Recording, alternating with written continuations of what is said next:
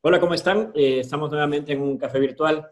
En esta ocasión tenemos invitado al doctor Carlos Carpio. Él es profesor en la Facultad de Economía Agrícola de la Universidad Texas Tech, donde yo también trabajo. Y una de las razones de invitar a Carlos fue además de que trabaje en este tema de economía agrícola, es que varios profesores, y luego nos contará Carlos con quienes, estábamos haciendo una encuesta a nivel latinoamericano como para medir el impacto de COVID-19, de la pandemia en la industria de alimentos, en varios sectores, cómo se ha afectado. Y pues queremos conversar un poco sobre cómo se hace investigación de este tipo de cosas. Cuando vemos esos reportes de Europa, de Estados Unidos, pues para Latinoamérica a veces nos falta información.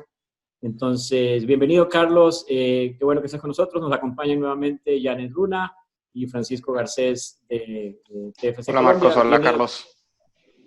Francisco, buenas tardes. Gracias por la invitación, Marcos. Bueno, entonces cuéntanos un poquito de lo que tú haces y cómo empezó esta idea del proyecto. Pues soy un economista agrícola, bueno, también soy ingeniero agrónomo. Entonces, básicamente el trabajo de investigación que yo hago está relacionado con aspectos económicos de la producción y también con consumo de comida. Entonces, obviamente, ¿no es cierto? La pandemia ha sido algo que ha afectado básicamente a todos los sectores económicos en todos los países.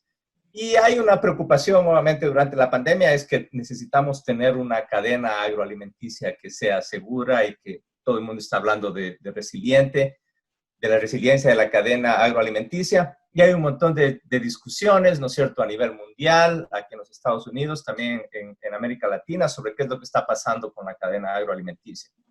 Pero hasta ahora siempre lo que nos hemos dado cuenta es que se habla de estudios de casos específicos, como generalidades, estudios cualitativos, que son bastante importantes, pero, ¿no es cierto?, conversando con algunos colegas latinoamericanos, ¿no es cierto?, decidimos como tratar de hacer algo un poco como más sólido, cuantitativo, un poco más estructurado.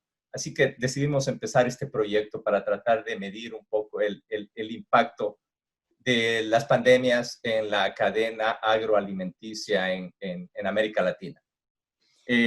Bueno, somos profesionales perdón, Marcos. ¿Quiénes están involucrados Somos profesionales, todos somos profesionales latinoamericanos de varias universidades. Tenemos a Texas A&M, a Texas Tech, tenemos la Universidad de Zamorano en Honduras, también está el CATI en Costa Rica, es el Centro Agronómico Tropical de Investigación y Enseñanza, y también hay investigadores de la Escuela Politécnica del Litoral en Ecuador. Entonces tenemos profesionales representativos de varios países de América Latina, República Dominicana, Ecuador, El Salvador, Guatemala, y obviamente también tenemos otra gente que nos ha colaborado, pero básicamente ese es el equipo base que empezamos a trabajar en esta encuesta. Sí, a mí me gustaría, Carlos, que nos ampliaras. Quieren llegar a toda la región de Latinoamérica, o sea, desde México hasta Chile. ¿Sí? ¿Y cuáles áreas está cubriendo o están contempladas dentro de la encuesta? Si nos amplías esa parte con respecto al formato. Básicamente, exactamente. Queremos llegar a absolutamente todo lo que se llama América Latina, desde México, bajando hasta Argentina. Actualmente la versión de la encuesta la tenemos en 2 idiomas. Bueno, y ahí en realidad nosotros nos perdemos 1 o 2 países que quedan en América del Sur, pero eso cubre, yo creo que la mayoría de países. Obviamente Belice, que también es inglés, aunque también hablan español. Queremos cubrir todos los países. Tenemos una versión en portugués y una versión también en español. Y en realidad estamos tratando de cubrir, en realidad es ambicioso, sabemos que estamos siendo ambiciosos, pero yo creo que al mismo tiempo es importante tratar de entender qué es lo que está pasando en cada uno de los componentes de la cadena agroalimentaria. Entonces, tenemos esta encuesta que es bastante grande y obviamente una vez que se entra a la encuesta, ustedes pueden encontrar un área que básicamente trata de enfocarse en lo que es producción primaria, ¿no es cierto?, ganadería, agricultura, pesca, luego el área de procesamiento y también lo que tenemos el área de comercialización. Además de eso, también tenemos, ¿no es cierto? Como dentro de la industria, los componentes de logística, los componentes de transporte, y también, ¿no es cierto?, hay varias industrias que soportan la cadena con insumos, por ejemplo, para producción agrícola, servicios financieros. Entonces, más o menos estamos tratando de entender qué es lo que está pasando en absolutamente toda la cadena. Además de eso, también tenemos un área, bueno, en realidad es parte de la cadena, es el área de soporte, que, ¿no es cierto?, incluiría lo que es gobierno, que tiene servicios de extensión, no sé, la academia y obviamente y también hay áreas de soporte desde el sector privado como consultores, expertos, certificaciones. Entonces, más o menos estamos tratando de cubrir absolutamente todo y nuevamente sabemos que somos es bastante ambicioso, pero yo creo que... Y los temas, Carlos, es, por ejemplo, tema económico, tema de disrupción, tema logístico, tema... Innovación. O sea, como que... Okay. Bueno, en realidad, o sea, lo interesante de tener varias personas que tienen como diferentes perspectivas es que tratamos de cubrir varios de estos temas, pero la pregunta general, ¿no es cierto? La pregunta general de investigación general es ¿cuál ha sido el impacto de COVID, ¿no es cierto?, en el sector agroalimentario. Entonces, estamos hablando de producción, también estamos hablando de costos y de ventas, ¿no es cierto? Esta es como la pregunta general, pero también estamos tratando de entender qué es lo que la industria ha hecho para tratar de adaptarse la respuesta. Entonces, las respuestas de la industria, ¿no es cierto? Sabemos que ha habido un montón de innovación en América Latina, ¿no es cierto? Hay bastante gente que está tratando, eso lo vemos, ¿no es cierto?, en las redes sociales, productores pequeños que están vendiendo directamente al consumidor, como varias de esas cosas que estamos viendo ya más en América Latina que antes no se veían tanto. Estamos viendo cuestiones de innovación, obviamente también políticas, porque sabemos que en cada país los gobiernos ya, ¿no es cierto?, han adaptado cierto tipo de políticas, por ejemplo, en el área de financiamiento. Sabemos que en varios países se han pasado leyes que les están dando tiempo adicional para hacer pago, ampliación de plazos, tasas diferenciadas. En algunos otros países el gobierno está comprando directamente de los productores. Entonces también ese es otro componente. Entonces tenemos el impacto, innovaciones, cómo es que la industria se ha adaptado y un poco también las respuestas desde parte del sector público. Entonces esos son como los temas generales. Perdón. ¿Cómo maneja el tema de tiempos? Porque ponte, es increíble lo rápido que hay cambios. O sea, en una semana hay tal cosa y de pronto a la siguiente cambió la cosa. Por ejemplo, los precios. Aquí pasó, ¿no? Al principio caro todo, luego barato, luego sobre oferta, luego sobre... O sea, hubo esos cambios drásticos a un lado o al otro. Bueno, o sea, básicamente la forma de que estamos incorporando eso, y a veces no se lo tiene que ver, es que cómo se diseña la encuesta. Básicamente, la forma en que la tenemos hecha ahora es que le preguntamos a la gente, ¿no es cierto?, desde que empezó el problema hasta ahora, ¿no es cierto? Y la encuesta más o menos la vamos a tener activa por un mes. ¿Cuáles ellos creen que ha sido el impacto durante ese periodo de tiempo? Entonces, la forma que más o menos... No les preguntamos sobre el cambio en la última semana, sino que básicamente desde que empezó la pandemia. En un mundo ideal, obviamente, ¿no es cierto? Todo esto lo estamos haciendo con el tiempo que no tenemos, porque somos investigadores que tenemos un montón de cosas más que hacer. Bueno, será que ahora tenemos más tiempo para trabajar en la casa. Pero idealmente, ¿no es cierto?, nos gustaría volver a hacerlo dentro de 6 meses, ¿no es cierto?, para tener como 2 puntos. Perspectiva, ¿no es cierto? Esto es lo que pasó en los primeros 4, 5, 6 meses de la pandemia y lo volvemos a hacer en un año. Probablemente va a depender ¿no es cierto?, de cómo nos va con esta encuesta. ¿Cómo evoluciona, si cambian las cosas? Ahorita la cosa va de nuevo mala que en Estados Unidos. Exactamente, y bueno, y esa es la cosa, ¿no es cierto? Hace como posiblemente una semana, cuando estábamos pensando, estábamos como medio apurados, necesitamos apurarnos, porque, ¿no es cierto? En un país como Costa Rica se veía que el impacto de la pandemia como que ya estaban saliendo, y es una semana, 2 semanas después y nuevamente Costa Rica la cosa está yendo para arriba, que es igual a lo que está pasando aquí en Texas. Entonces, esta cuestión es bastante dinámica, pero al menos tenemos, según la encuesta, es básicamente como una foto de lo que está pasando ahorita y más o menos tratamos, ¿cierto?, de preguntarles a los productores que nos den idea de cómo se mira, ¿cierto?, una foto desde que empezó la pandemia, pero tiene razón. O sea, vamos a saber qué es lo que ha pasado hasta ahora. Y la foto de lo que nos acabas de comentar, Carlos, incluye no solamente aspectos socioeconómicos y políticos, sino que también la encuesta la podría responder tanto personal de industria, de academia y de sector industrial. Exactamente. Entonces, no sé, a veces puede que sea la perspectiva. Esa es la otra o hay cosa. algunas preguntas que van más, digamos, la encuesta en algún momento te selecciona, te lleva, digamos, si yo soy del sector de industria, ¿sí? Me lleva a preguntarme me lleva a directamente unas preguntas en particular del sector industria que son diferentes del de la academia, o toda la encuesta es similar para todo el mundo. No, básicamente, y en realidad por eso nos costó, ¿no es cierto?, varias semanas tratar de adaptarla. O sea, la encuesta más o menos tiene un área general, ¿no es cierto?, que aplica a básicamente todos los componentes de la cadena y que aplica también a la industria, como a lo que nosotros llamamos el área de soporte. Pero hay áreas específicas que se aplican solamente a productores, otras que aplican solamente a procesamiento. Entonces la tenemos separada. Y obviamente también igual, para el área de soporte igual, o sea, hay preguntas que solamente aplica para ellos.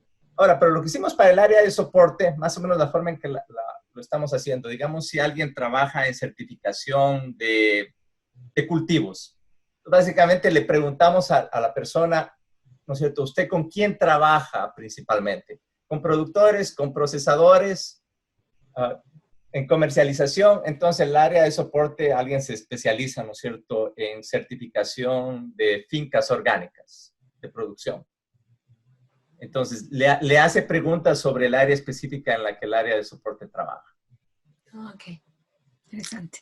Carlos, una pregunta. ¿A qué volumen o qué cantidad de encuestas aspiran a recopilar?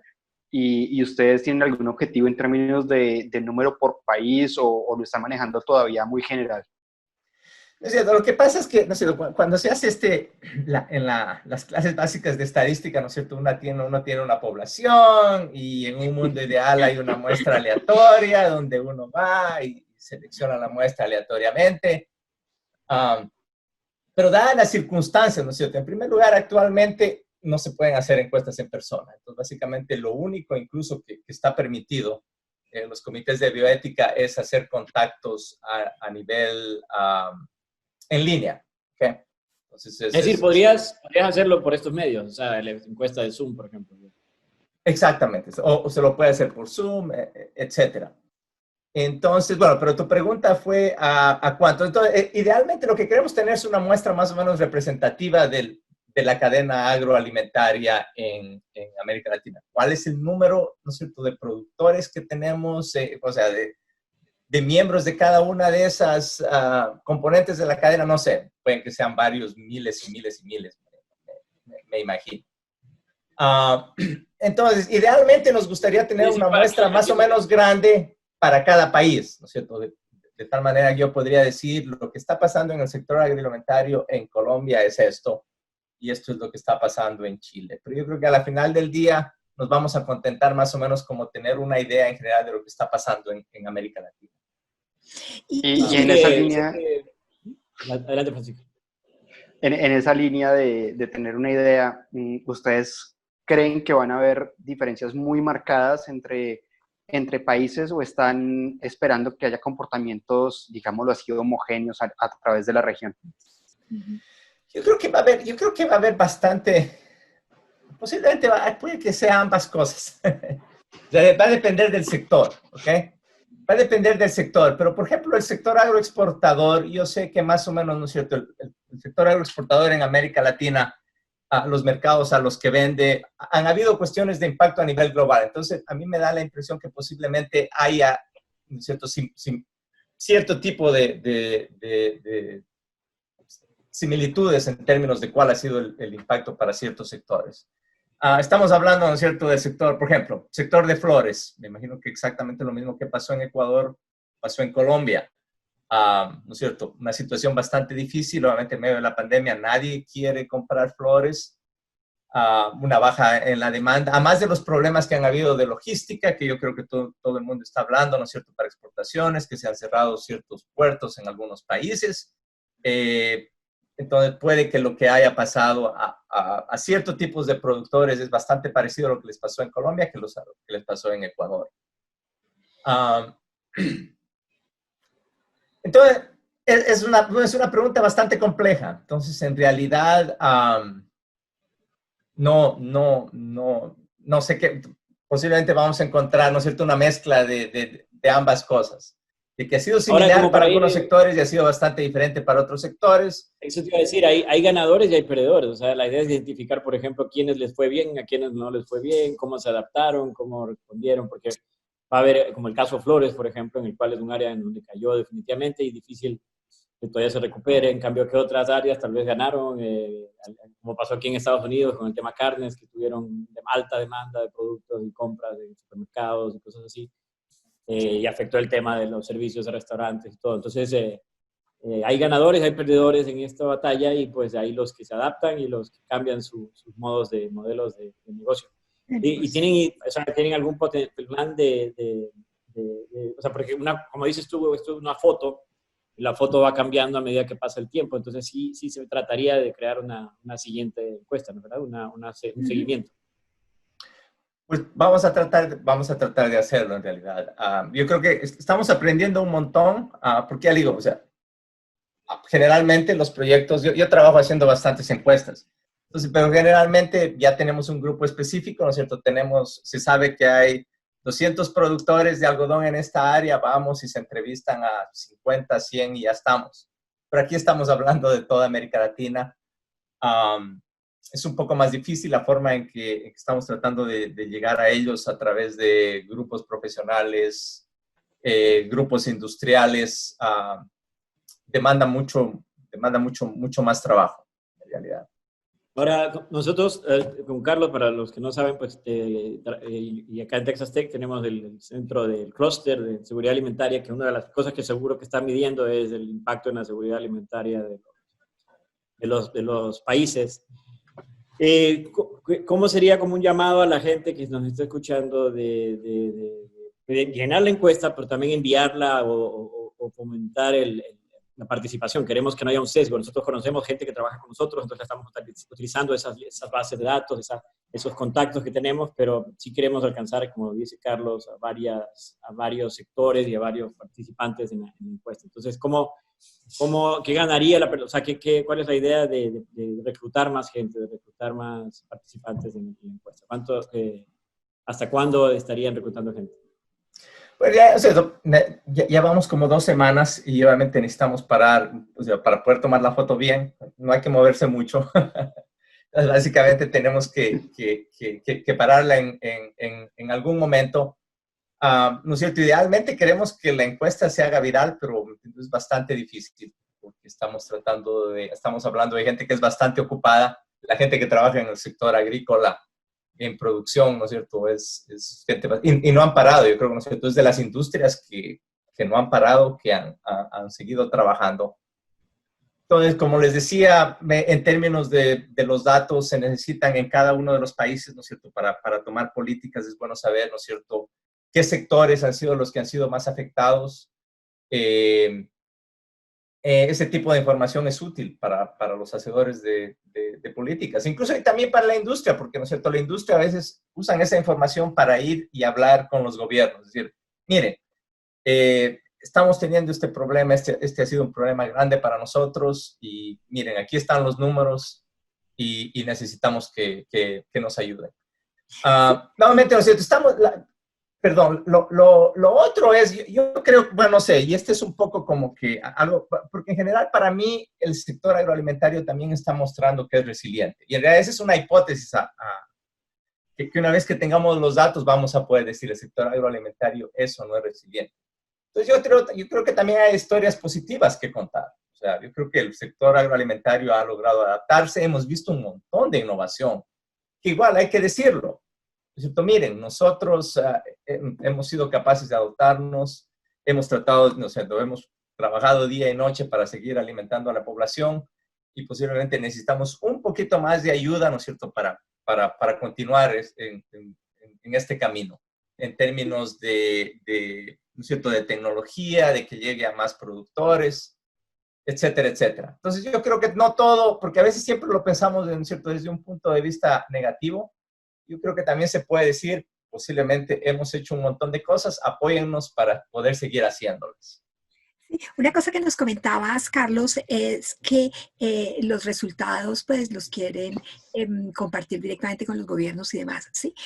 ¿Qué otras formas de socialización de los resultados? Porque es que de lo que acabas de decirme, quiero resaltar algunas cosas. Una es que así como van a encontrar experiencias interesantes, muy seguramente en algunos países, mientras que en otros muy seguramente por la situación económica previa, ¿sí? Pueden encontrarse con otro tipo de sorpresas, ¿sí? Entonces, además de la socialización, en el caso particular de la industria, ¿cómo quieren socializar los resultados con ellos? Bueno, en realidad es interesante, ¿no es cierto? Porque este proyecto nosotros lo empezamos, bueno, generalmente, honestamente, los investigadores siempre estamos pensando en escribir Los papers. nuestro paper, ¿no es cierto? Nuestro artículo científico y se lo publica. Pero algo que yo estoy aprendiendo durante la pandemia es que a veces si queremos más impacto, necesitamos hacer más esfuerzos de tratar de diseminarlo al público y, ¿no es cierto?, y a la industria. Entonces, ahorita me preguntas, ¿qué plan tengo de diseminación para la industria? En realidad, ese es un proyecto que estamos avanzando paso a paso. Pero así como, digamos, y estamos aprendiendo, y el hecho de que ustedes están organizando este café virtual, yo creo que, no sé si Marcos antes lo había hecho, yo creo que todos estamos aprendiendo a tratar. Es que precisamente es una innovación. Es una innovación. Y el hecho de la forma incluso que estamos diseminando actualmente, y por ejemplo hemos tenido la ayuda de Katy, ellos tienen un departamento de comunicación, cómo la diseminamos en Facebook a la encuesta de hacer marketing. Yo creo que más o menos trataremos de seguir más o menos por ese mismo camino. Pero si tú me dices que si tenemos un plan, no lo tenemos. Ya con las justas estamos todavía todos los días tratando de enviarla a diferentes industrias, contactando para tratar de obtener la muestra lo más larga posible. No tenemos plan, pero nos hemos dado cuenta de que necesitamos, o sea, desde la academia, necesitamos esforzarnos mucho más para comunicarnos con la industria y con gobiernos. Eso definitivamente. Pues ya esa es una cosa muy valiosa. Y la parte de, mucha gente a veces tiene preocupación de meterse en una encuesta por la parte demográfica, que no quiere, o sea, un poco de privacidad. ¿Qué tan profundo van en la parte demográfica como para tranquilizar a la gente para que... No, en realidad, bueno, o sea, algo para las encuestas, cuando estamos en investigación, ¿no es cierto? Estas tienen que pasar un filtro de un comité de bioética. Y entonces ya tenemos todas las autorizaciones de un comité de bioética que se asegura que el tipo de preguntas que las hacemos no van a violar la privacidad de las personas. Entonces no tenemos muchas, tenemos básicamente preguntas típicas de demográficas, de género, educación, pero no estamos, y obviamente también estas encuestas, desde el principio se les dije, si ellos se sienten incómodos, simplemente pueden no contestar la encuesta. Porque algo que estamos haciendo en esta encuesta y que no es muy común en América Latina es que estamos usando un incentivo. Entonces, en realidad, hay la posibilidad de que la gente se gane $100. Entonces, hacia el final de la encuesta les decimos que si nos pueden dar su correo electrónico. Entonces, en realidad, esa información ya no es tan privada, pero es opcional. Entonces, no están obligados a darnos ese porque esa sería la forma, ¿no es cierto?, para nosotros comunicarnos con ellos, si es que se ganan el premio. Tenemos 100 premios de $100. Ah, bueno. Oye, alguien me preguntaba si eso va a crear un sesgo en la encuesta. Les digo, no, o sea, pues hay un incentivo, pero no es que... ¿Cómo se maneja esa parte? Bueno, en realidad esa es una pregunta interesante porque ya nos han hecho. Básicamente, ¿no es cierto? Acá en Estados Unidos los incentivos se usan desde hace mucho tiempo. No crean ningún problema. Pero parece que en América Latina, y eso es cierto, ¿no es cierto? Estábamos pensando más de la perspectiva de Estados Unidos. En América Latina no se usan tanto incentivos. Es más, incluso alguien nos comentaba que puede haber un efecto más bien negativo porque con problemas de estafas, que se está hablando de dinero. Pues estamos probando. Hasta ahora nadie se ha quejado, nadie nos ha dicho nada. Y en realidad, como siempre dices, me parece que eso es otra pregunta de investigación. ¿Cuál es el efecto de los incentivos? Pero sería otro estudio. En general, como la encuesta está viniendo de instituciones, ¿no es cierto?, de universidades, centros académicos, yo creo que ojalá eso ayude a quitar un poco ¿no es cierto?, eliminar un poco los aspectos negativos de la encuesta. Y lo que yo he hablado con varias gente y me ha dicho que simplemente lo ven como un tipo de incentivo, algo como para llamarle un poco más la atención, pero nadie lo veía como negativo. ¿Y cuánto? Bueno, entonces estamos hablando de que ya tiene más o menos 1000 respuestas, ¿no? Tenemos 1000 respuestas aproximadamente hasta ayer. Hoy no he chequeado. Ya lanzamos, ¿cierto?, una campaña en Facebook para tratar de ir más allá.